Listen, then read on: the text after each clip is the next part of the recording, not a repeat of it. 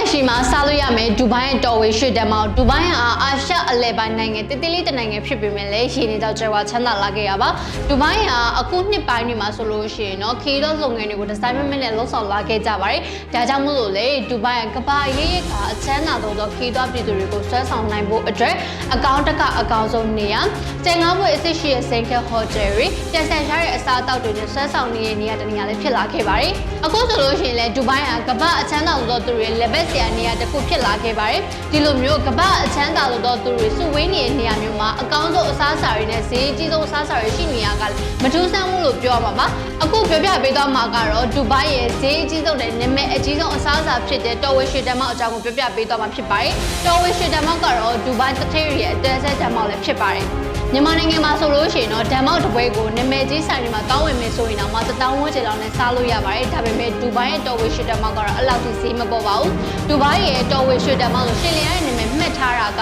လည်းအဲ့ဒီဓမ္မောက်ကအခြားဓမ္မောက်တွေနဲ့မတူဘဲနဲ့ခြားနားနေလို့ပဲဖြစ်ပါတယ်အဲ့ဒီဓမ္မောက်ကိုအသားအနေနဲ့ကတိုးသားနဲ့စသားတို့ကိုအသုံးပြုထားတာဖြစ်ပြီးတော့23ကာရက်ရှိရွှေပြားရည်နဲ့ပတ်ထားတဲ့အတွက်ကြောင့်မလို့လည်းဒီနာမည်ကိုပေးထားတာပဲဖြစ်ပါတယ်